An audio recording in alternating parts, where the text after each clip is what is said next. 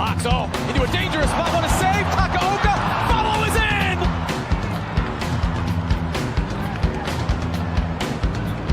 That's a familiar sight. It's the black and gold celebrating against the Whitecaps. LAFC take the early lead through Mark Delgado. It's early going here, but great from Mark Delgado to fill in the gaps, find the loose ball. Does he stay stubborn? What a chance to double the lead early from LAFC. Bouanga scores! He did change it up, slightly to the left. They have nightmares about this. The big switch. Sabi's got some space. Valencia defending. Sabi cutting inside. Flips it towards White. Deflection. White again!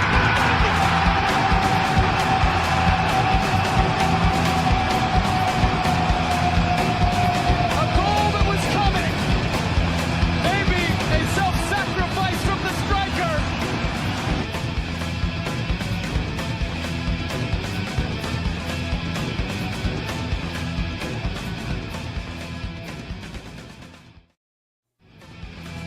Yeah, baby. We are on. How's everybody? Celso Oliveira here, section 128, an LAFC podcast. This is Los Angeles. How's everybody doing? Happy Monday, everybody. A happy Mother's Day. If you celebrated yesterday or whatever you did yesterday, it's good to be back here, so a shout out to all the moms out there. And we are joined by a mom once again. Katie Vasconcelos is with us, and Erik, of course, my co-host. Good to see you both today. It's great to be here once again on the pod. Lots to talk about. I believe we have a guest joining at the end. After much discussion in the backstage, Erik has convinced me to bring on a Carson fan into the show. I had my reservations about it. I'll leave them to myself. I think it would be an interesting conversation about the game, not the team. Those were the terms of our agreement, so I want to make them public. But more than anything, We're here to talk LAFC. We're an LAFC podcast. We're not an MLS podcast. We're not an LA Galaxy podcast, Erik. But we are an LAFC podcast. We have a lot going on, baby. We have a lot to talk. And we're going to start with Vancouver. But first, Erik's got some thoughts, and I want to open up, of course, with your opening thoughts and what's going on with you, buddy. All my thoughts are dominated by Katie's massive Denis Bouanga chest sitting right behind her. The chest and the chin. I mean, that's the real deal right there. Happy Mother's Day to me. Well, look, the man's got a physique. Needless to say, and she was like, "Should I take it down?" I was like, "Of course not." It's good to have you back here on the show. Denis Bouanga is definitely our favorite and most energetic player at the moment, and to have him as part of our background is excellent. But look, as I told you guys, a lot to talk about. Part of the reason why I didn't want to have any guests is because there's just so much that's happened and so much that we need to discuss. We will open, of course, with the fact that LAFC is unbeaten in 5. And, I want to open and just let's just play a game. We'll start with a game here, guys. And the game is called Glass Half Full, Glass Half Empty. And what I want you all to do in your intro here is give me, what do you think is going on? Are you a glass half full or glass half empty person? When it comes to LAFC, I'll start with you, Katie. Are you a glass half full or glass half empty person when it comes to LAFC? I'm going to talk about, for example, Vancouver. We were up 2-0, but we secure a point on the road against the leaders of the Western Conference. So talk to me a little bit about how you're feeling about LAFC. Well, I'm glad to be here. Thanks for having me, guys. Regarding whether I'm a half glass, so I am very hard on my when it comes to soccer, and when I'm watching it, even with my kids, I'm very hard on them as well. So I am more of a glass half empty, maybe a lot of the times it sounds like, but I mean well, because I know they can do better. And so with LAFC is like, I know that they have such a talented squad, not sure that they're all living up to their full potential right now. However, when I did see them come out in the first half of Vancouver, I saw a team that came out with intensity, with drive, and a fight to win. So I was really, really pleased with what I was seeing on the field for the first half against Vancouver. Second half, it went back to kind of glass half empty again. Didn't think that they came out strong in the second half like they did in the first. I don't know what happened over halftime, but they didn't come out as strong, in my opinion.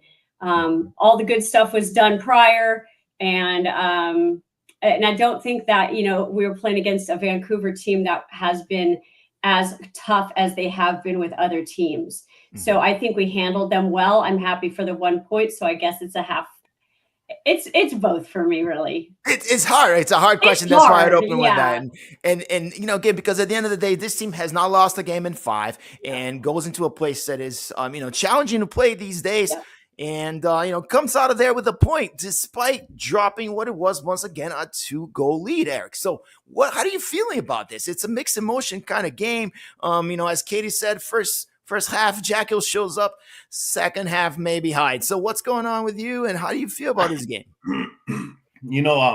I think we said before when we were on that if I would be happy with us taking a point away from Vancouver. And so at the end of the day, I'm happy we took a point away from Vancouver. However, the way that we got that point is probably the worst way we could have possibly gotten the point, which is by dropping a 2-0 lead to end up, for an even game. I mean, aside from the penalty that probably should have been called to negate the second Vancouver goal. But regardless of that, it's, that second half, we didn't deserve to win that game. And that's really at the end what it comes down to. So I'm happy for the point, but yeah, the way it went down, I didn't care much for it. We knew Vancouver was going to be tough, and Vancouver's a pretty fun team to watch. I mean, the way they moved the ball, they definitely were pulling our boys apart on defense, and that's what a good team should do, is they can take a team that's solid defensively and pull them apart. So glass half empty, glass half full. There's actually two others. There's actually also, the pessimist is half empty. The optimist is half full. The realist says that's a half empty glass. And then there's a last, which is the opportunist, which takes a glass and drinks it. And that's the opportunist in life. A philosopher in C2 here. Okay. And I wish that I would see our team be more of the opportunist as well. So, but all in all with this, honestly, I've kind of turned into a glass half full on this, because ever since we crashed out of CCC, I don't see this as a team that's going to challenge for the cup. I don't see this as a team that's challenging for the Shield. I don't think we're going to win any trophies this year. So anything that we do, I'm going to be happy with. I don't expect us to do anything this season, especially with Trundle on the way out. And what I do like is seeing us play Ordaz. I want to see us start playing the kids and developing players, giving them good minutes so that next season we have some young homegrowns that have some game experience this season, that next season, whoever the new coach comes in can translate that into trophies. So I hate to say that, I think this year's kind of done because we're only a third of the way through it and there's plenty of things to do. But my expectations from what I see right now, this team does not have what it takes to win anything this season. I think crazy, guys. That's crazy. All right. Can I ask a question? And this is one of the reasons why I wanted to talk about the Club América game and how much we're selling that tournament short and what we have in stake. But go ahead, Katie. I just wanted to ask Erik. So basically, the bar is set real low for you right now, and all we can, if anything good happens, it's a positive, and that's great. And it's we'll pretty take glass half empty, Erik. So we call it realistic, but since we don't know what's going to happen. Do you think that do you have any hopes in the summer that might give us that push to where we could make a difference? Because we are in 6th place or 7th, we're points in away. the West. I know. The West sucks, but I'm saying we are points away to where we could move up to 3rd relatively quickly. So it might not be a throwaway season.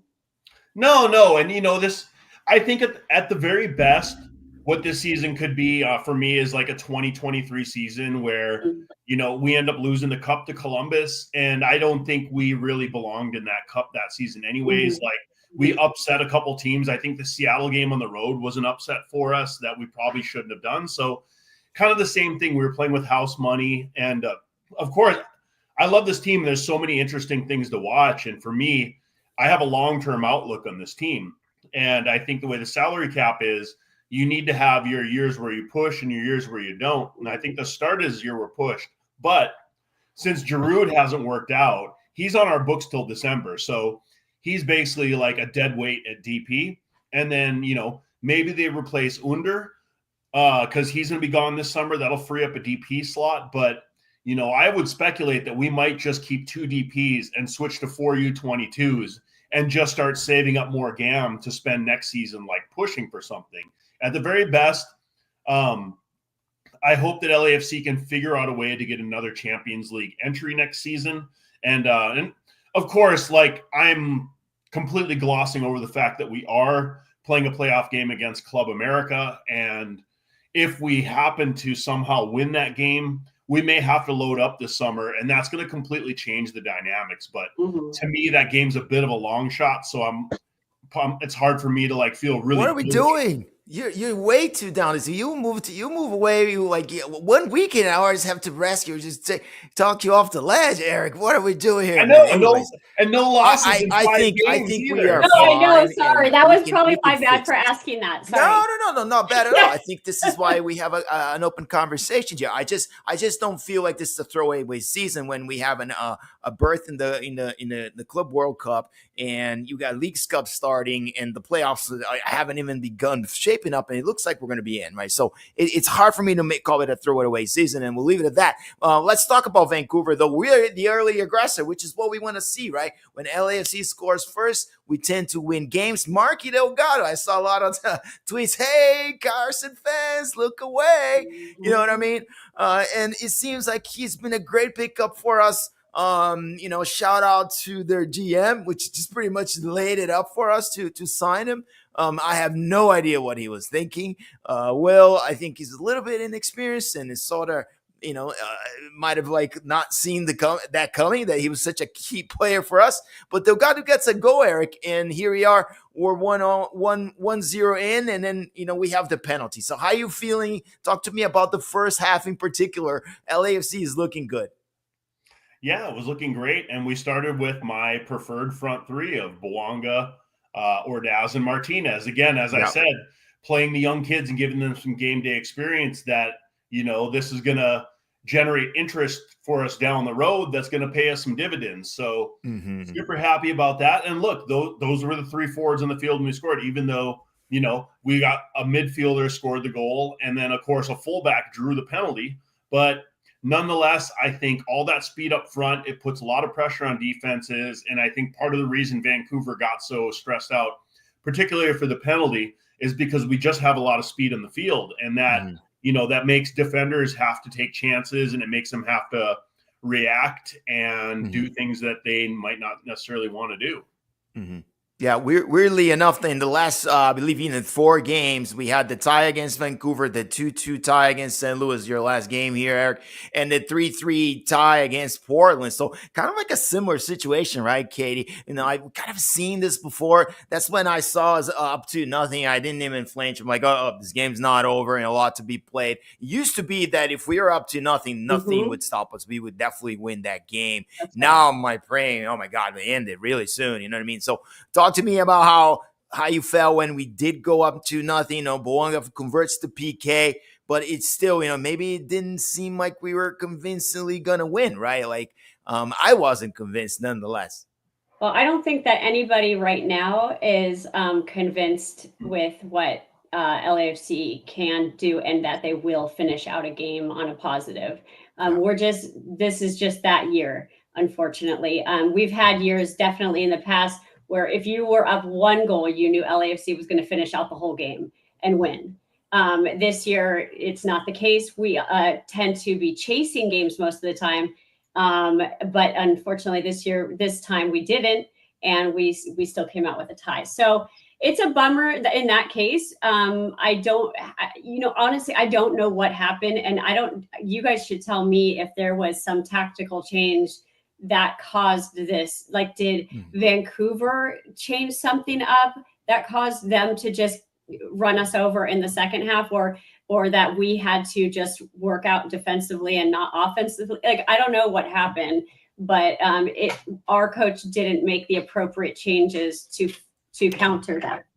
Yeah, and their coach did, right? Which is another point. He's a really good coach that adjusts the team well for the second half. Right. Erik, what do you think about that? Do you think what do you think caused the shift? It's a pattern for this team to see a shift. We're winning and we're losing. Talk to me about what you've seen that causes this shift, particularly that Katie's talking about. What I thought, at halftime, the substitution they made was Ahmed for Vite, and and Vite is having a great season. So at first it's almost a bit puzzling, but I think what Vancouver did is Vancouver put more speed in the field so that they could pressure us in the back, and also more speed so they could play out of our pressure better. And I think this worked. And Ahmed out there started basically using his speed to make our fullbacks really have to pay attention. Palencia and Hollingshead are not the fastest fullbacks in the world. So all of a sudden, they have to start playing more pragmatically, more defensively. And I think this also led to pushing us into more of a defensive posture because, we're defending a lead and these guys they stressed us out. And so I think we ran out of ideas. They did. 63-37 possession. Expected goal was fairly close. Honestly, LAFC had a little bit of a couple of chances at the end. Geronimo talked about it in his interview. So we saw a little bit of a response from the team, but it seems like too little too late. Another thing we've seen, right? And it's happened before where we scored that third goal. It didn't happen there, but there was a couple of chances, and Takaoka, really had a great game more than anything. He did have some great saves. I just want to say about with Bouanga, after he had put the 2 goals away, and then once I think Brian White got his first goal, Bouanga had several more shots on goal, but they were so lackluster. They just weren't what I know he has in his tank. And that's what's kind of frustrating to me. And I'm not putting him down. Like God forbid we didn't have him. He is carrying us completely, pretty much, him and Hollingshead and a couple others maybe. But the subs that came in, Ibobasi and Under, they didn't make an impact. And Under has to make an impact if he comes in. He is a high value person coming in, and they're not doing anything. And so we're not having subs that can contribute. And that's completely different than it has been in years past with Underdolo. Yeah. No Smoliakov playing. Yeboah is an international. He's an international player. You know what I mean? Yeah. He's occupying an international spot. We're not using Yeboah. Olivier Giroud is a designated player, another healthy scratch. Erik, go ahead. Yeah, no, I was going to say also on Kitty's point is that Martinez didn't really have a lot of production that game either. So our whole right side was kind of dead all night. Martinez had his good games, but did get a yellow card. There you go. Yeah, as usual. Yeah, but, not consistent. No, he was probably one of the worst. But hey, let me ask you about the defensive inconsistencies, because Brian White, first goal, it's like the perennial play that gets LAFC every time, right? That kind of like the flick into the box. Again, someone just plays it to the center forward or someone else, and that person scores, and he takes Lloris completely out of it. We cannot seem to defend that sort of free kick, the short free kick into the box. And then the second goal, to me, again, another defensive lapse. Help me out here. Did you guys see it any different on the 2 goals? It seemed to me like both could be stopped. They were somewhat of a failure on the defensive side. Well, I don't know which goal it was where Segura headed it and then it got put, which deflected. Was that one of the when the ball is jumping like 2 feet in front of the goal and everyone's touching it, and then someone eventually gets it in. Those are extremely hard to defend because you don't know which person has the ball last, But I thought that where Brian White headed it in on that second header that someone had hit in and then he hit it. I think that was the first goal. I thought it was incredible. I thought that he did an excellent job finishing that, and that's what we should be doing. Yeah, I don't know. Defensively, I don't know if many people could do anything against that. Yeah, no, I agree. It was a tough one to defend, and that was kind of how Vancouver plays when they're on top. Is they kind of they're really good at switching the ball, and they kind of pull other teams out of position. And what they did in that goal is they had a switch. They put it across to the far post and then to the near post where it got headed in. And our players got kind of stuck ball watching towards the end of that where, they're watching to go over and then all of a sudden it comes back and everybody's like, oh, wait, there's a whole other side of the field here. And, and to me, that was really a big lack of focus. And I think that's really what you were saying is how like these leads aren't safe anymore, kind of like Bradley ball was towards the end as well. And I think really it just comes down to our guys not being focused on things, and they're not sharp. They're not remembering what they're supposed to do, and they get caught in the moment, and then they start ball watching. And this is just, I think at the end, this has to come with practice and discipline with the guys, and it's just not happening. And look, and it could be coaching, right? It could be the fact that they know there's going to be transitions. Who's going to be here next year? Giroux's not working. What's going to happen to him? When these questions start kind of like mounting in a team's locker room, there's a little bit of weight to it. And, it can drag a team down. It can make the mission unclear, right? In the overall roster and productivity can fall. But hey, the usual suspects showed up, right? Ryan Hollins had the mini flick. Segura almost scores the goal, but it was Delgado that ends up doing the cleanup and scoring for us. Happy to see them kind of connect this way. So I like what we saw from a starting standpoint. Erik, to your point, I think this coaching staff has made a commitment to develop Martinez and sit changes under, and they basically don't care about under what he is, what he was. And he's like, if Martinez is available, we're going to play him, right? He's gone. I like to see that because that's about youth development. Go ahead. Yeah, no, Under's loan ends in like 6 weeks. So.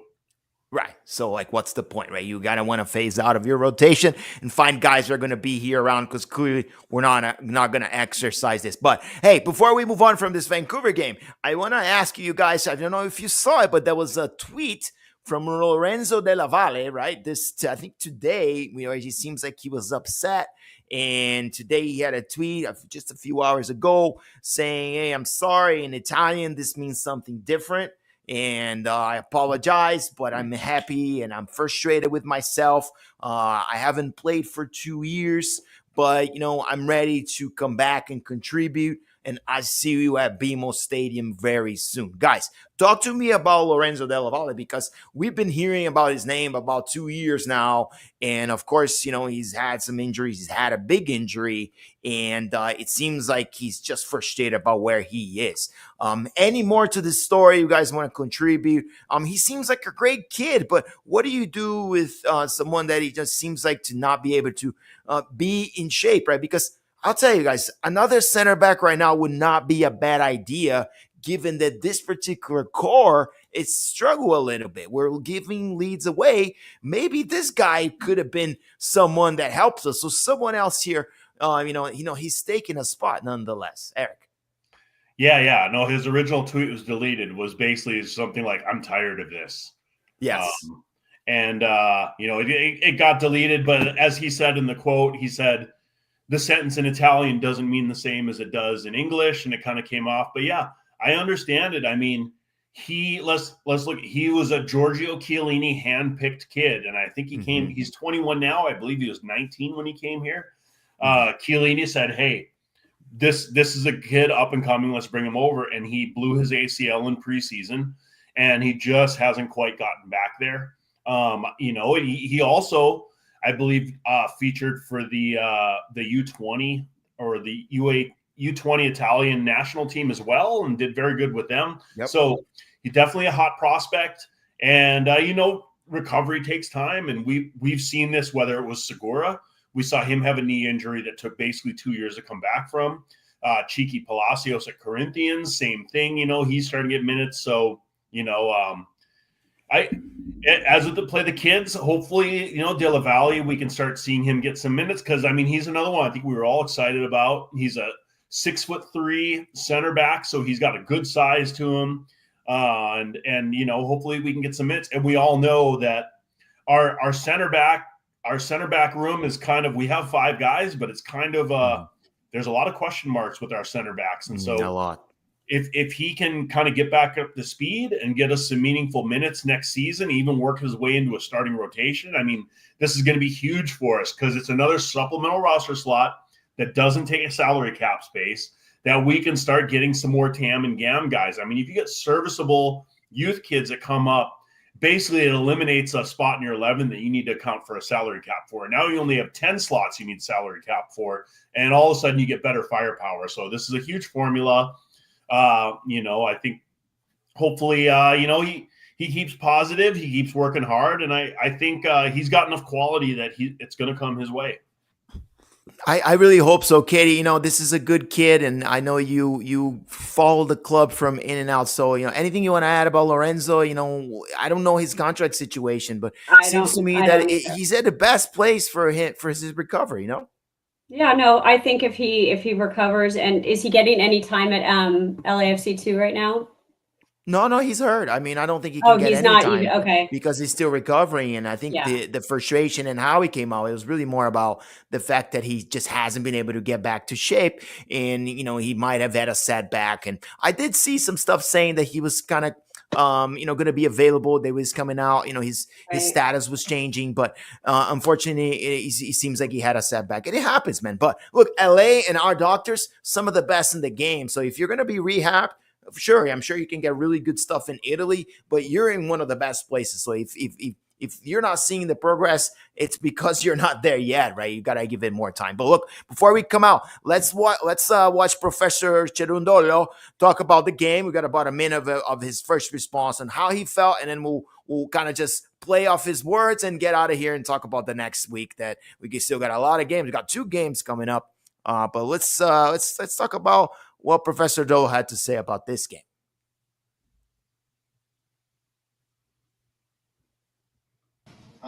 Sorry, Steve, just a reaction to the result, going to Vancouver and getting a point. What's your takeaways? Yeah, I think it was a hard-fought match. I think it's a good team right now, team of the moment, if you will. And I was pleased with our performance in most regards, in most areas that we analyze and talk about at LAFC. I think the area where we need a little bit of improvement is playing out of counter pressure a little better to relieve obviously pressure from the opponent, but also to set up better attacks. I think if we were a little better in that phase, then we win this game for sure. But we didn't, so I think the point is fair.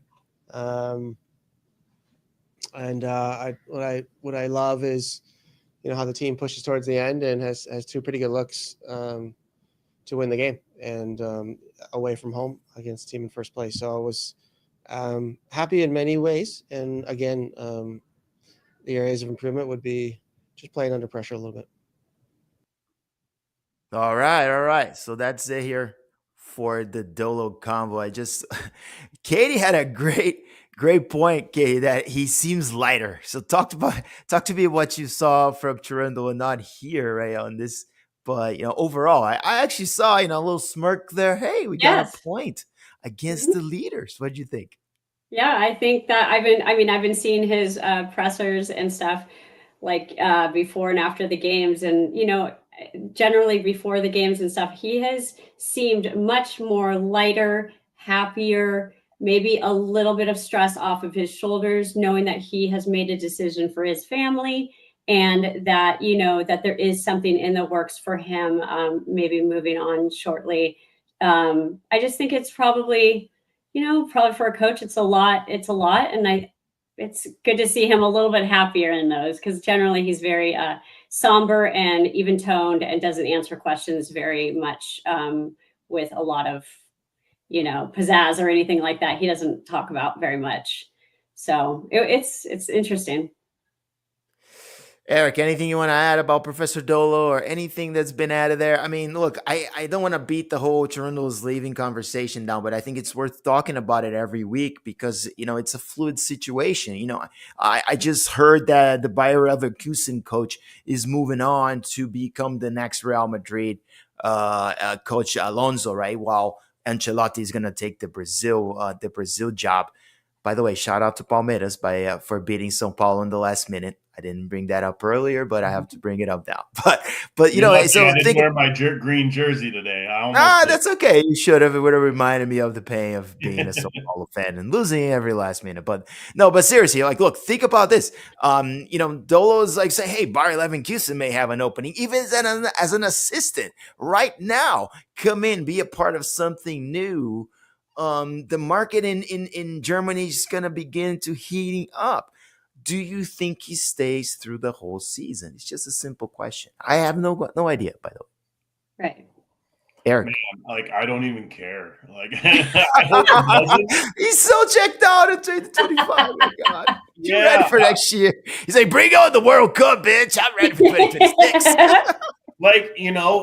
He's moving on, part of our history, but it's just weird to say goodbye to somebody for 9 straight months. It's kind of it's just say goodbye and go. Tour, right? I think at this point for his press conference, I think he just needs a hype man. He needs a Flavor Flav to his Chuck D. Just go next and go, yeah, boy. You have that next to him. I think his press was better. That would be Mark dos Santos, man. I gotta convince Mark dos Santos to go in there because I need someone to speak Portuguese with. Maybe Mark. That is so great. Don't never agree to it. It is what it is, man. You know what? Good luck to him. I don't know. You know what? I don't want that to become an excuse for the arguments that you're making it as earlier. Like you're saying, hey, this is a throwaway season, and we're about to play the America to be in the greatest stage of the world of the world soccer, of soccer in the world. You know what I mean? I just did a piece for Lance, one of the biggest blogs in Brazil about LAFC because they might play Flamengo. So people are excited about knowing what is this team that may play Flamengo? What is this championship going to be like, right? And we have a chance to be a part of it. And now our manager decides to take off. And I know, look, no one knew that we were going to get this tournament and bid, right? And I think it doesn't make us the favorite, like you said, because he's leaving. But here's the thing, too, with that. When he announced it, they already talked about Leon getting disqualified. They maybe hadn't been far enough in the process to how this would play out. But I think we all knew that we probably had the most legitimate shot at that spot because we lost the championship game is what got them. And typically when the champion loses, the runner-up takes the slot. So we knew we had a good spot. Alajuelense had this we're the best team that doesn't have two teams from a country in it. Whatever. The Club América, we're the top team in CONCACAF. That seems a little bit weird. But again, my thought on that at the end of the day is these games are all on the East Coast. And it's going to be hard for LAFC fans to travel to Atlanta on a Tuesday or to, Nashville or Philadelphia. That's where the games are being played on a weekday. But for Club América fans, they'll pack those stadiums. You know what I mean? So that I kind of see that. But for anyways, again, for Cherundolo to announce then, it wasn't this came out of left field that we're in this tournament. I think everybody knew that we had a very good chance of going to this Club World Cup before he announced. So I think to kind of throw that out there, I think is a little bit, it's not like nobody. It's insane. And that's how we leave it. I just can't. It blows my mind. I've watched soccer for too fucking long to see coaches just say, "Hey, I'm not going to coach next year. I'm sorry, unless you retire like an old ass." And you're like, what? Celso, I have terminal cancer. I'm getting out of the shit. Yeah. And it's none of those fucking things. And look, if you have comments, throw them in there. We're going to talk about them at the end. I'm going to have a segment that we just talk about the comments. So if you have good comments, throw them in there. I see a couple good ones already. Fans were pressuring them, but if this was a Brazilian team and they announce you have a shot at this game, they would immediately fire that manager and get somebody else to try to win them that game. The contracts must be structured in a way that you cannot get out of them, e.g. Greg Vanney, e.g. Peter Vermes, right? You just can't get out of them. It must be this. It must be too financially costly for these teams to let these guys go like some of these other teams go. It must be the only thing. There's no other reason for him. Go ahead. I think the owners are too cheap. Like, did you see it earlier today? We don't have it prepped, but like they came out with like the top 10 salaries for MLS coaches. And I think there's like one making $1 million. And like when you get down to 7, like the 7th highest paid coach is like $600K a year. Like it's not even, it's so, and I'm glad it's coming out.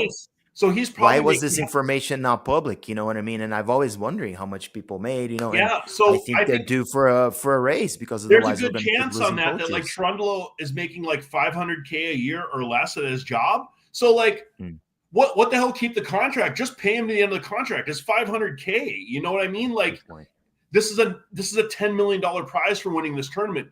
Like we're talking about 5% of the prize winnings and the salary to hire somebody else and just pay him and let it run, you know? But it's, again, who are you going to immediately get that's going to make such a change to make?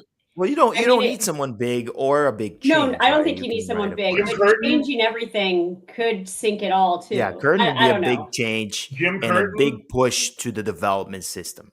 The problem is we just put someone in charge of the development system. So like what signal does that stand to that person? Hey, so it's again, everything is connected, right? It's hard to make decisions in a vacuum. Why don't they reach out to our partner club, Bayern Munich? I'm sure they have a very good assistant coach that they can throw over here for half the season, you know, like. What is our? I don't know. I mean, maybe he comes with Thomas Muller, and I keep hearing Thomas Muller to LAFC, and I'm like, and he's coming as a cam. Like, so again, I've watched Thomas Muller play, but he's more of a 9 than he's a 10. But if he's gonna play a 10 for us, maybe it's not a bad thing. You know, this guy comes in on the cheap. He's gonna sell some jerseys. You know, and maybe he gives us something that no one else has. Look, man, Shaqiri's scoring like left and right in Switzerland, right? So you just never know how these guys are going to pan out. It's not my cup of tea either, Eric. He scored like 6 times on Brazil. I hate that guy. But if that's what we're going to get and that's where MLS can reach us, why not? Because the young guys are not ready. Smolyakov's sitting. You know what I mean? Like Delavalle's sitting.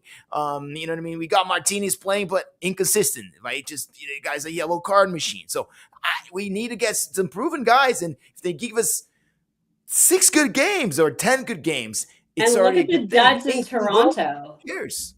Right. You got some serious DPs in Toronto, big names, and they're just duds. I mean, right, and that was a bad formula, and because it takes away from your bread and butter players, like your Eddie Seguras of the world. You got to pay those guys, man. They're getting better and better, or you make them walk, and then your team looks like a bunch of clowns. Right? Like you don't want that either. But look, 2 games coming up this week. It's a very busy week. If you like football, this is how it should be played. You play it on a Wednesday, you play it on a Sunday or on a Saturday. That's what it's done. That's how it's done. That's how I grew up. I think these players can take it, and I think this league should adopt more of this halfway games, maybe twice a month. I don't know. But we're going to talk Sounders first. The Sounders have gone on a little bit of a run, and they are looking really good mid-season once again. Sounders have, Schmatzer has recycled some guys like, Danny Musowski just scoring left and right for him. Pretty crazy stuff. And here comes the Sounders into BMO into games. First off, Katie, I'm assuming it's impossible for someone like you to make a game midweek, but talk to me about how you're feeling about having a midweek game and any plans for that. How do you watch a midweek game at home there? So for me, I've gone to midweek games, but it takes it out of me for the next day when I have to get to work. I don't get home till about midnight from LA when I go to those midweek games. So this week, obviously, I'm not going to go. It is I love when we play Seattle. I think it's always a good game. And I foresee this being a really good game at BMO, and it is definitely not a for sure we're going to win game against Seattle. But yeah, I'm always bummed to miss a home game. But yeah, weekdays are too tough for me. Erik, I had to go to you next on this one, man. You're going to be missing this Oh, game. I Erik. guarantee that if you were here, you probably would have gone to this one. You love the Seattle rivalry. We talk about that the El Tráfico rivalry, for the most part, is fabricated, but the team that we really have our numbers up against should be Seattle. They've been in our 100%. shoe many a times, right? They've eliminated us from the playoffs last year. Talk to me about being away from Beam. I'm going to exploit that topic a lot, with you for the next few weeks. But talk about the fact that we play midweek, and it's Seattle coming into BMO. That last time I saw that, Bogush had a goal in like the 3rd minute. Remember that? And we won that game 1-0. How do you feeling about this, man? I mean, I don't feel terribly bad about the Seattle game. Seattle, yeah, they're like that heartbreaker team for us. Like, we have done really well against them under Cherundolo, but the games they do win on us are crushers, and so that's where I think a lot of it is. But I mean, their form right now is fantastic. They have won 4 and drew 1 of their last 5. So, I mean, that's in the last 5 games. They've picked up 13 points. They've scored 12 goals and given up 3. So they have a +9 goal differential in these last 5 games. Danny Musovski has scored in all 5 of these games. I am a huge Moose fan. Like, Moose and Tristan Black are 2 of my all-time favorite homegrown LAFC players, or Daz as well, but I feel like when Moose he was a homegrown, you're right. People were a little more critical of him than I would have liked, and definitely more critical than me.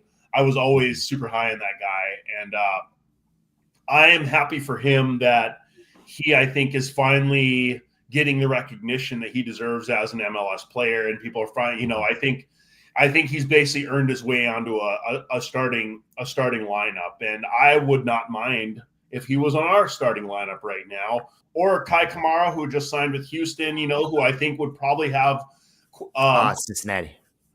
Cincinnati. I think we would have a few more goals than Olivier Giroud would have on our team if he would have been with us this year. But we're talking about Seattle. Dollars. Erik, you're breaking my heart, man. Stop it. Yeah, he's 40, man. Like, he's 40 years old. All I got is nostalgia now. I love them. Yeah, this is not the nostalgia pod. Come on. Yeah. So, but I do think with the Seattle game, I think that we are in a good place as well as a team. It's just a matter of, can we close it out? I think we will put a lot of pressure on them, and I think we have a good chance of putting in some early goals. And I think much like this last game, it turns into, how do we manage the lead? Because we have been very good at managing leads earlier in the season, but I think now we are starting to let these leads slip away more often, which again is a lack of discipline. I think the coaching isn't there, and I think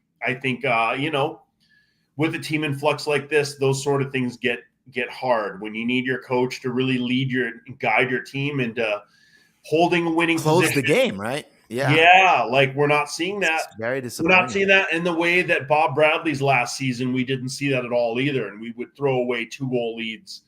So which is the most concerning part of this journey, and you and I have been fans for a long time. That's why I hate seeing a lame duck coach.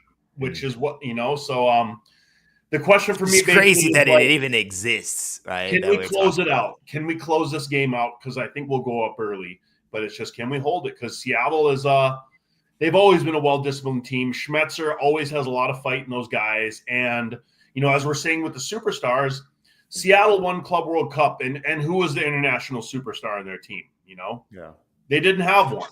And then you look at like Columbus Crew winning the cup.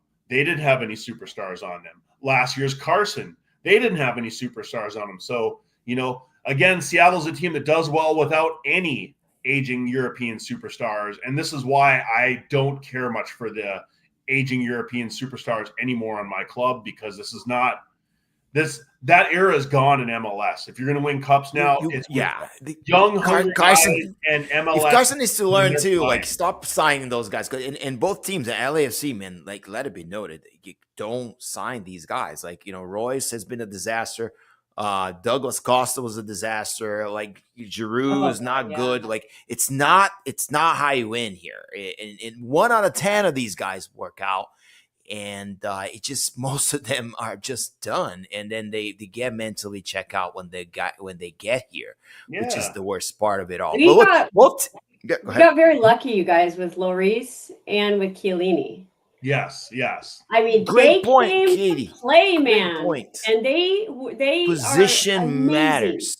Yes, great point. Oh, Katie. You're right. Position matters, and I think that's a big piece here.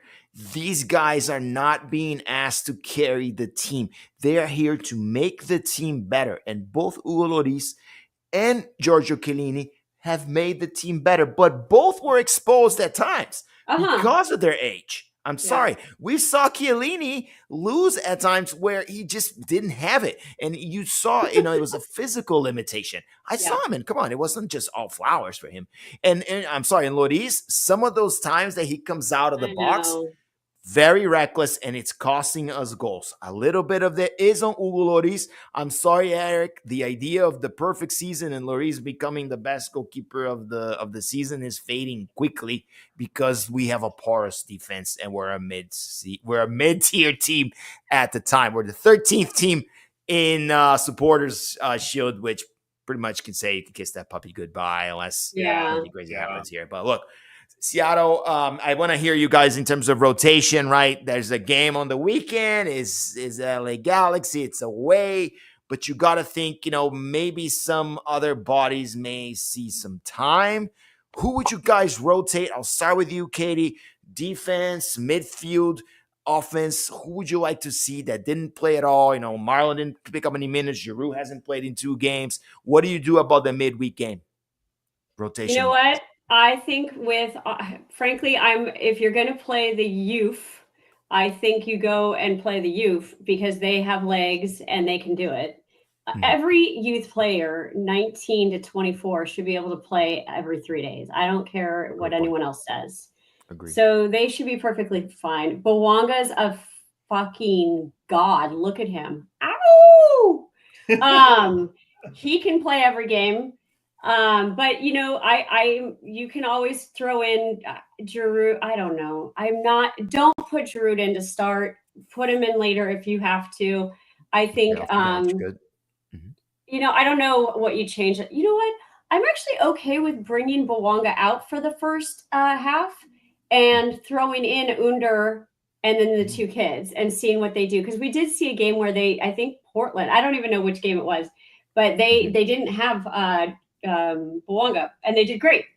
I don't know who he's got.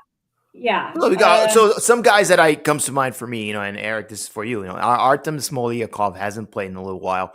I think giving him a chance is good. But however, are you going to really start Smoliakov against Seattle at home when you really need the 3 points? You probably are not going to make those kinds of changes. You're not going to rotate that much, right? So, you hope to see them come in as subs, but that is usually dictated about how the game is going. So, Erik, so that we can move on from this game and talk about Carson, what do you think the starting lineup should be?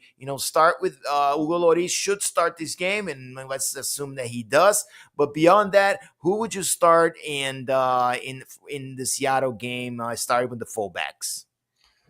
I would put Artem Smoliakov in. I think the left side, he's a deal with the lesser rolled on, who's going to play right back. Seattle has some injuries as well. So Ariola's out, and so is who's the freaking winger? What's his name? Plays in the national team. Why can't I remember his name? Oh, the refrigerator? I have no idea, man. I call him refrigerator.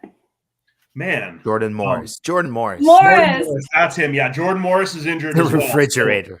So they the guy you mean the guy that eliminated us from the playoffs last year, Erik? Yes, but he's built like a fridge. Go ahead, Erik. So these guys are out. So they're probably going to have Moose and Rusnak up front, which means they don't have a ton of speed. They're going to be way more physical up front. So the back line, I want Smoliakov is not the physical guy, but I want him for the speed.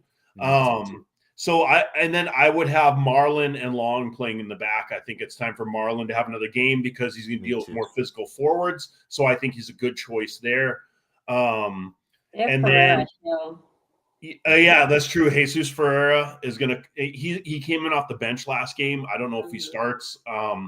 Jesus Ferreira hasn't really been lighting it up for them either. So he's been a bad pickup, but you know, he's part of their rotation. Just doesn't show up very much. So I think he's going to be there. I think what we're going to have to deal with Seattle is worrying about their possession, which they're on the road, so that's tougher. Not so much their counterattacking. So I'd keep Smolyakov for the speed up front. He'd probably have to deal with like Rothrock on the side, which I think he can handle. Yeah. But I like Rothrock. He's a pretty good young player. He's a good player, yeah. So I think this is a game for Smolyakov. Giroud, I think maybe comes in as a sub just to rest guys, but I think their back line, Yamar Gomez is pretty quick, but Kim Keehee he's an older, slower guy.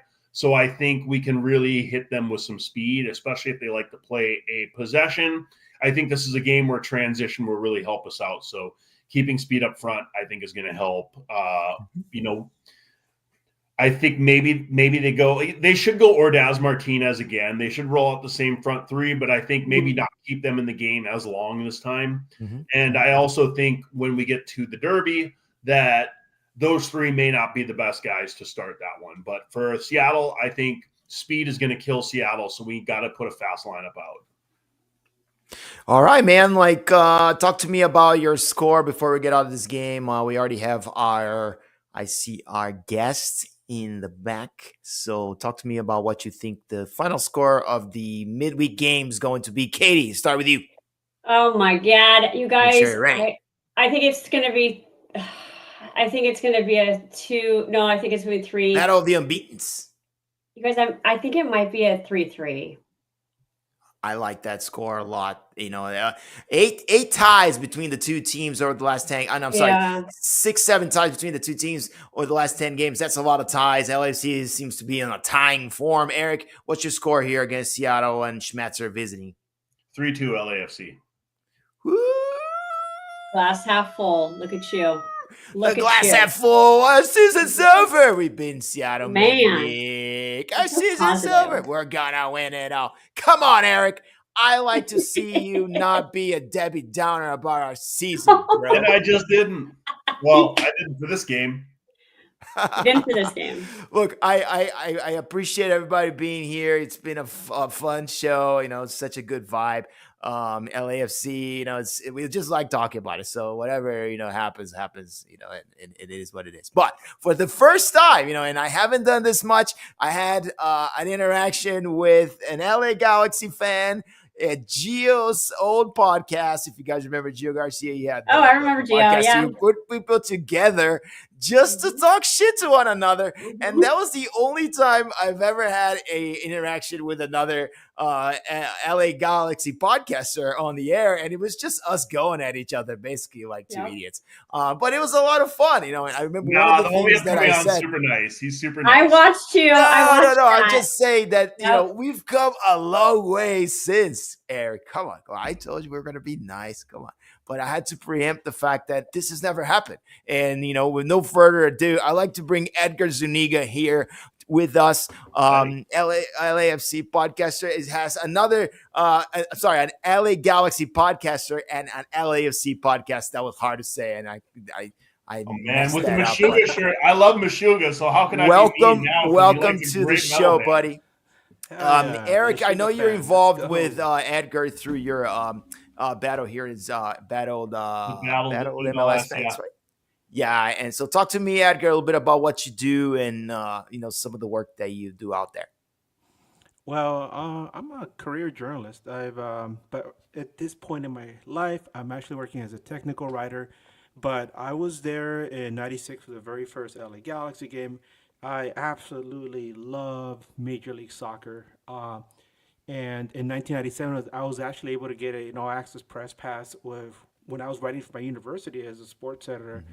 And I did that for as long as I could until the university was like, get out, right? So I got my degree in English at Cal State LA. And I went on to become the senior staff writer for Dove magazine, where I interviewed hundreds of celebrities and athletes and all that. That's cool. And all of that ended when the market crashed and the stock market crashed in the mid 2000s, and then had to kind of restructure everything to, to survive, right? So now I'm a technical writer. I work for a PR firm, but I've always wanted to scratch that itch. And for a while, I was writing for Yanks Abroad, and but then I got married, and I was like, I don't want to be the last guy, leaving the stadium at the end of the game. I have to drive all the way back home.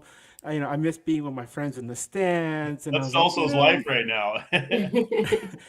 So I was like, So you became a hybrid like all of us. You know what I mean? Yeah. Which is awesome. Well, yeah. In late 2019, I met the guys from News Across the Galaxy, and I told them, hey, I like what you guys are doing, but I think I could help you guys a lot. I was experienced with MLS and U.S. soccer, and they're like, yeah, we'll start you on next year, and I was like, awesome. And next year was 2020, right? So I was like, Oh. Well, bro, thanks for having us here. I know we're kind of, you're coming in at the end here. We're probably going to go over a little bit, so not too much, but I appreciate everyone that is sticking around. Edgar, tell me a little bit about what it means for you to cover the first El Tráfico of 2025. The circumstances are very different based on last year. There's a lot that has changed. You guys won a chip. There's not such a good season going on for you guys right now. I promised Erik we would not talk too much about that. But, it changes what it means for this game. So let's focus on the game itself, right? No, and let's talk a little bit about the game itself and what it means to play the first El Tráfico of the year in 2025. Go ahead. No, I'm a big boy. Let me put on my big boy pants and let's rip off that Band-Aid. Let me tell you, on record, this is the worst LA Galaxy team I have ever seen. This is the worst team, the worst iteration of LA Galaxy ever. And it has nothing to do with, getting completely destroyed in that red wedding up in Jersey against the Red Bulls, because that's what I called it. To me, it was like watching Game of Thrones, the red wedding. I was like, they're getting slaughtered, right? And the only thing was missing was that you see Cosmo's head like riding off on a horse somewhere, right? But no, this is the worst Galaxy team I have seen in a long time. And the sentiment among Galaxy fans heading into the match against LAFC, there's like a mixed bag. You have some fans that are kind of like, this team is so bad that we would not be shocked if some way, somehow they play well against LAFC, right? And then you have the other group of fans that are like, the example I could give you, it could be like the guy that's facing a firing squad, and he's all like, no, take off my blindfold, hand me a cigarette, and they just stand there, face the firing squad. Let's go. So those are the two camps right now heading into this match. I think. How do you feel? I think personally? our camps are like, we're going to destroy this because this is the worst Carson's team we've seen forever. And then there's the other camp that basically, which I try not to get dragged into, but probably always is like, of course, we're going to. Oh, just you wait, camp. Win the season because, like, why wouldn't we be? We had to have this like weird snake bit history. All the way, I blame it on the Andre Horta like back pass in the very first game that began the Carson curse for us. But So I think it's always, man, this is always one of those games that like there ends up being so much emotion on it. I think from the player side and everything that you just really have no idea which way it's going to go. But Edgar, you say the team's so bad, and I see basically the same base of what was last year. You take Ricky away, of course, and I get it. That's your 10, that's your guy, and the team falls apart. But your money is still there, and I thought he was a decent pickup. I like your money. Now Yamada is just getting killed, and he's your captain, and you hate him suddenly. It seems like the treatment we used to give Murillo when he just went on and couldn't stop balls getting shelled at his ass.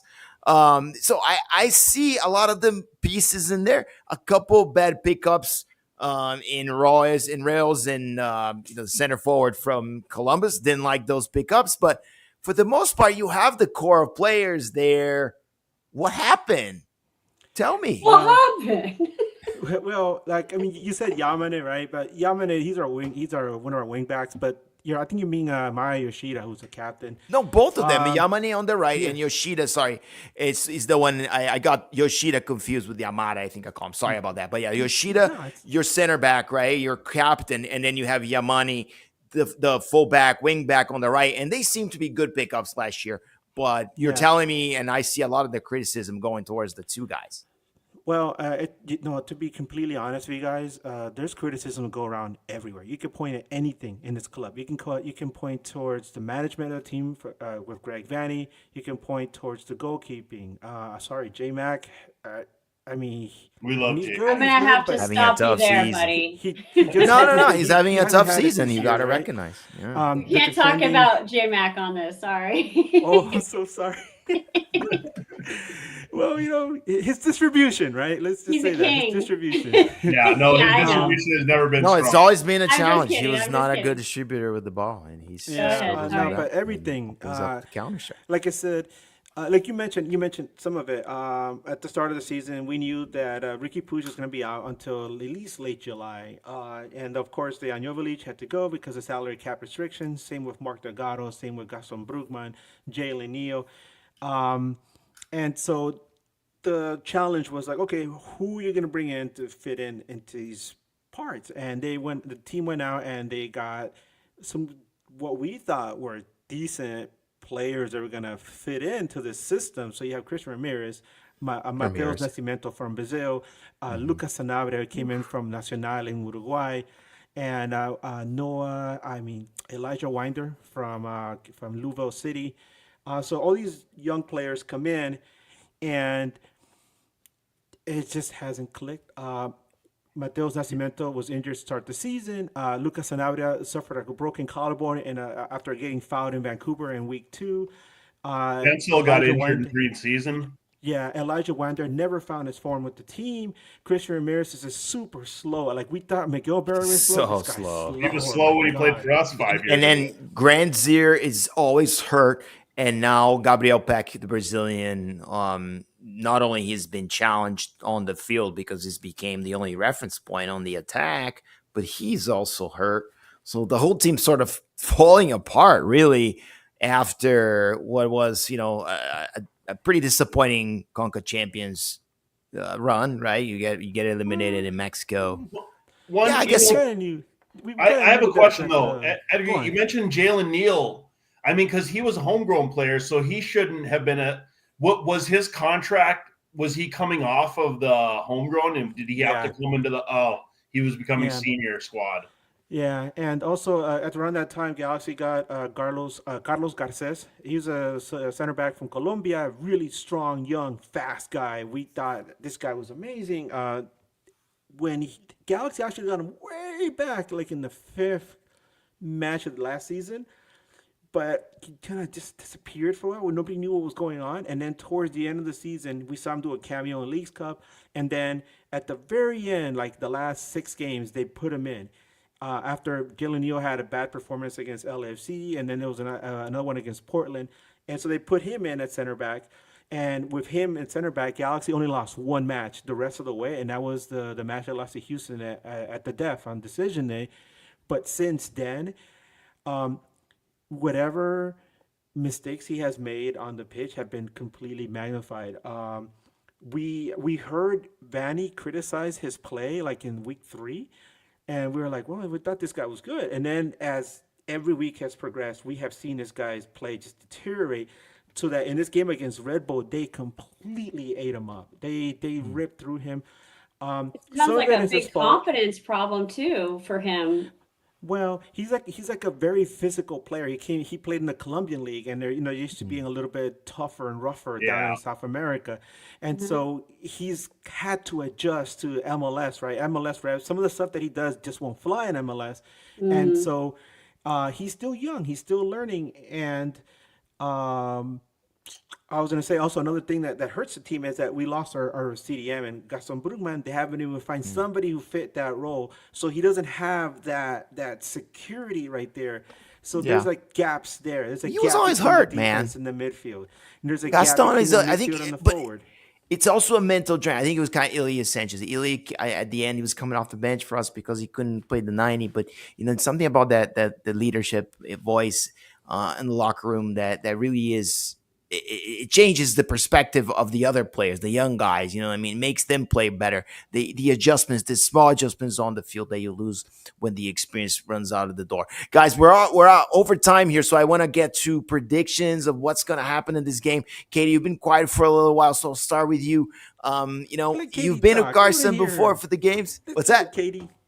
I want to yeah, hear Katie. No, I just want to hear about what do you answer. think this game's going to be like. We go into Carson, a place I believe you've been to before, right? You watch games there. And what do you think is going to happen playing this team that looks like that in the water and wanting their coach to leave? Yeah. And Edgar, I'll have one more question for you, so hold up. Wait, can I ask Edgar one? Yes, of course, Katie. The floor is yours. In your opinion, Edgar, is like, because I can't imagine being you guys right now. Like I obviously feel a certain way about Carson, but I also feel terribly for the fans. Do you think it is the coach has to go? Are you coach out at this point, or do you think it's the team that's just poorly structured and everything else is falling apart? Well, what do you think needs to change immediately to make an impact for Galaxy? You know the old saying, you can't fire the players, you gotta fire the coach, right? Right. At first I was on the verge because I've known Vanny since he was a rookie. I interviewed him way back then, and he's a nice guy. But now I'm at this point, I'm like, yeah. And what really opened my eyes was that last week when I was doing the match, the midweek preview, I had Bob Bentimiglia, who covers Red Bull New York, and one of our listeners asked, "Hey, what do you guys think about Vanny?" And I was saying, "Oh, I think he's sitting on the hot seat," and Bob was like, "No, fire him." And I was like, "Why?" And so he said, Vanny's the type of manager that everything has to be perfect for him for his team to do well. So when he has injuries or he's missing some players or there's some kind of issues with the personnel, things just don't go right. He's like, it happened at TFC and it's happening right now with LA Galaxy. So one of the guys in our podcast said, I don't think he makes a trip back from the East Coast. I think he's cooked. Well, I mean, this has been it was going to be my question. Thank you, Katie, for asking it, because I was going to be a little bit more blunt. I'm like, how the fuck does this guy have a job? It makes our league look bad because you don't get shelled 7-0 and your team is the wooden spoon candidate in a league without, let's be honest. He would have been the first. I researched this. I asked the AI gods, Edgar, has ever been a team that won a title and got relegated the next year? It's never happened. MLS doesn't have relegation, right? But it's never been so bad. So don't you feel like it's an immediate, you got to go, bro? But it hasn't been announced yet. Do you know anything we don't know? Nah, nothing yet. Here. We were kind of thinking that maybe we'd see an announcement today at noon, but we haven't heard anything. But I really think that when they lose to Philly Wednesday, I think after. Oh, that's right. There's a midweeker. Oh yeah, but, there's the midweek game. When they lose to Philly, he said. That's what the turnaround happened, baby. And is this away? Is this at Philly? Oh yeah, that's Subaru. Oh, and Philly looks good. So yeah, you're right. That's why you're saying it's a 2-game East Coast trip, and after the next game, he might be gone. So that makes more sense. Erik, anything you want to add to Edgar? I want to hear your thoughts on what do you think is going to be, how this game is going to be for both of our hosts here, Erik and Katie. But anything you want to ask Edgar before I let him go? Well, no, I mean, I guess in a way the thunder kind of got stolen, because I was going to ask, like, what scoreline would it take for Vanny to lose his job after next Saturday? But it sounds like he might lose his job next Wednesday. Which is, by the way, the perfect storm for a new coach to come into. Like, why not start the We were joking because we were joking around that since they're in Philly, they might have a video where, like, you see a bunch of steps, and then you go up the steps, and at the top you see the Rocky statue, and then you see Jim Curtin right there saying, "What's up, G's?" and wearing a that to you is the main name that would come out of this. Yeah, because from what I've seen with Philly, he's the kind of guy that does a lot with what little Philly had given him. The front office really didn't give him much to work with, but he still put together really solid teams until the wheels just came off that whole franchise. But Yeah, Jim Curtin, I think he's a fantastic one. I think Vanni Sartini, I think would be another great candidate. And Oh God. Nickelback super Oh fan. God, please do it because it would be the most God, I hated need man. him. We need him back in the We would league. be so but like, Yeah, do he you needs really to come want back. that shit show next door? I mean, he is a loud piece of work, oh man. my God, I he's would amazing. stay away. I So would go after quotable. Chichi in Brazil before I would go after Venice Sartini. But look to you Yeah, but guys. he's so funny to But watch. the curtain argument is interesting, right? Because if LAFC, it just tells me LAFC has no business wanting Curtin. Because if Thornton won in Curtin, he'd be like, I'm sorry, Steve, we're gonna have to let you go, right? So I feel like you guys have a much better chance to getting Curtin than we do, right? I see Erik saying no. No, 100%. Like, But that's a big one, right? If any of the coaches that were available were candidates for LAFC job in Thornton's mind, that would I be think the ideal. conversation with Toronto would have been different. It would be an ideal situation because Curtin left because he bitched that Philly wouldn't spend any money on players. Yeah. And if there's one thing AEG will do is spend money on players. They'll spend money.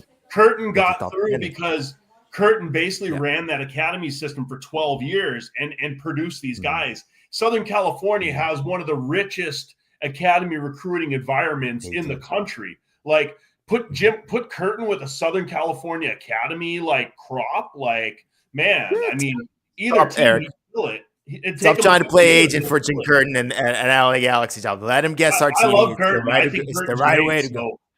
Oh, it's the right way to go is Sartini. Go Sartini. Yeah, no, yeah. I think Nick Sartini. You don't want Curtin. He's horrible. You don't want Curtin. No, I mean, guys, but talk to me about the game. Let's just focus on this game here on the weekend. I know it's far.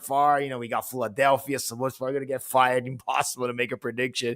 But we got to talk about what this game is going to be like. We've been to Carson. It's never a welcoming party there. I think it's hilarious to see LAFC fans going there and everything gets so heated up. But that's what makes me love this rivalry. It's one of the very few places that you see opposing chants and really two rival supporter groups go at one another, and it adds to the game, right, Edgar? So I want to hear what you guys.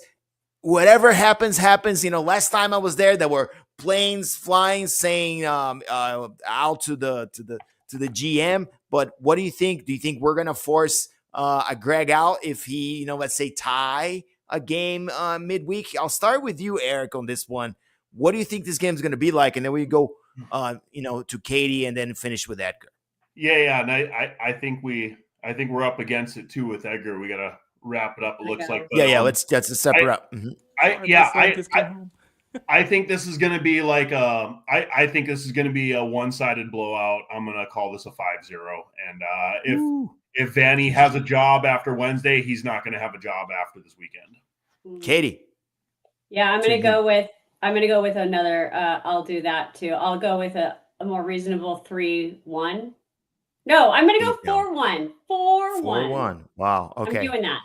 All right, I'm gonna go 3-3 on this one. It's gonna be a lot like that Bob Bradley game where they came in and Bob Bradley was fighting for his life and he somehow managed to get a tie because, as Erik said in the beginning of the game, beginning of the show, El Tráfico is always unpredictable and we look rough on the road. There's nothing more than an LAFC game to give you guys some rope and give Greg Vanni some rope. He needs it desperately, buddy. Edgar, let's close it out with you. I know you got to go. Just tell me what you think the game scoring going to be, and then you can say your goodbye here for us.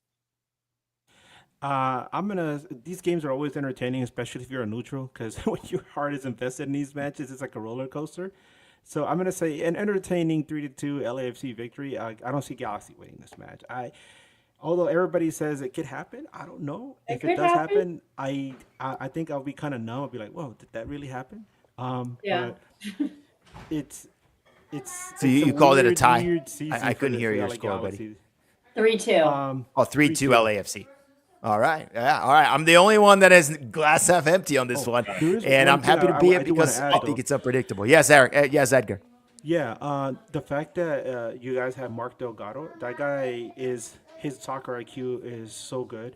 And he knows how to run this team. When Ricky Puig got hurt, he was one of the guys that ran that midfield and made Pack and Paintsville what they are. Which is why when Ricky Puig got injured, the team didn't suffer that much in MLS Cup. So having him there is huge. It's a huge plus for LAFC, and I could see him making a big difference in that match. Yeah, and he's been excellent. And the law of the X is a very strong thing. Edgar, thank you very much for for being here. You've been an excellent guest. Yeah. Very, very knowledgeable of your team. Good luck to you, and good luck to your evening. I know how it is. The evening happens, and we gotta go, buddy. So thank you very much. To my two hosts, stay you with guys me so much. for just Thanks, 1 Edgar. second. Bye-bye. Really appreciate it. But hey, guys, just to wrap it up, 2 minutes, a 1 minute reaction from each of you. LAFC is going to be in that world, has a chance to be at the Club World Cup championship. And again, I really wanted to have spent way more time talking about that game. We're going to have a chance to preview it. But the fact that decision came down, it's huge for us. Erik, I'll start with you. What does it mean to play Club América for that berth in the Club World Championship? You had some good points earlier about this. Man, I mean, it's another final. And how do we do at finals? We fucking suck at finals. So I am like, I'm dreading this game. I'm basically just like expecting us to fucking get smoked. But on the off chance that we happen to fucking pull our head out of our ass in a final and win this thing, I'll be fucking screaming and freaking out so badly that it's not even funny. But man, I mean, to face Club América, and we don't even know where we're gonna. They want to play a neutral venue. I've heard talks that it's going to be in Texas. Maybe it'll be in California. I don't know. I think that FIFA wants Club América more than they want us in it. So I feel like we're going to be playing against 12 people in this game. So to pull this out will be a legendary victory. But man, I would not bet on it. Oh, the friendly whistles of FIFA. You're absolutely right. It would be a much bigger ticket for them to have Club América on this. Yeah. And I believe everything when it comes to FIFA. They are a funky organization. Katie, what do you think about this? I think it's exciting though, because It is. as someone that's watched mostly FIFA soccer growing up, this is the first time we have an opportunity to see LAFC square up against some pretty cool teams. And if you're a traveler, it's summertime, you might be able to go to one of these places to watch one of these games. I hope that we play at BMO, right, on the 31st against Club América. I don't think that's going to be at a neutral spot at all. But what do you think of this, man? Like, we got a chance to really make it in the big stage, as we say. Well, yeah, I'm praying it's at BMO. I saw leaks about that earlier, but I don't know if that's true. But no, I think it's huge for everybody. I think there's so many America supporters too. And first of all, I didn't think we'd beat America the last time we played them, and we did. And I couldn't believe it. I had us bet. I would have bet $1 million that we weren't going to beat them, and it, I would have been screwed. But no, I think it's great. I think that us playing against bigger clubs. I know that we'll play Chelsea next after that. I don't think we'll make it past that. But I think it's really important for our club to be on the big stage. And you got to take every chance you can to get there. And anyone who says differently is got to pull their head out of their ass, because that's like what we want to be doing. And that's how we get better players, by people knowing who we are. They want to come and play for us. So that's my thought. So the one thing I'm seeing here, SoFi is booked for the end of the month, right? And then I don't know what's going on in the Rose Bowl, but if we need more seats, and that's the idea, that's what FIFA wants. They don't want us to be featuring a 22.5K stadium. That could force a relocation of the game. Maybe it's a calendar problem. You want a bigger venue, because there's not a problem of it would be a home. It would be a home game for Club América if this game is at SoFi, right? Like, there would be plenty of people showing up to support Club América. So it's hard for me to think that we couldn't get this game to be played in Southern California, because there's so many people that support both of the clubs. Texas, I don't know. I think it's more of an incognito in there. I'm not sure how that would look, but let's hope for a game here, man. I'm excited for this. I think it's huge. I think it's really, really huge. I think LAFC has yet another final to play, probably one of the biggest ones. Why go through the entire process of playing the CCC next year if you can get in right now for this edition of it, the first one? Right now, it's only Inter Miami and Seattle, right? There's no one else from MLS coming in. And if we can be that third brand coming in and representing, I think it's huge for our club. Yep. And also, it also undo a massive wrong in what was the loss to Leon. I can't get over that one, because it was there for us. We should have won that game and we lost it at home. And I know it's tough, but it is what it is. Hey, guys, you've been good. You've been here with me. Erik, that was one of the reasons why I didn't want to guess, because I knew it would be over. You messed up my timing. I blame Erik for being here over it, but it was great conversation. I want to thank everyone that was here. If you're on YouTube, please subscribe. It helps us tremendously when you do. And once we get to 100 people on X, we'll start broadcasting there. For now, you can find our show on X on my feed, but I always try to retweet it as well. Shout out to everyone that put the comments out there. We put them out there. And of course, we'll be here next week to break down these two games at 6 p.m. every Monday, baby. Let's go.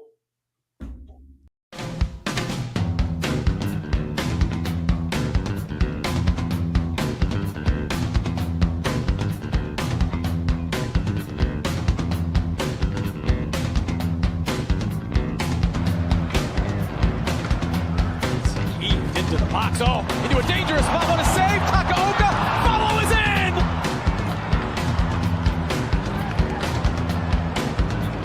That's a familiar sight.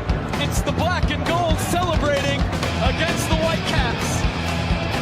LAFC take the early lead through Mark Delgado. It's early going here, but great from Mark Delgado to fill in the gaps, find the loose ball. Does he stay stubborn?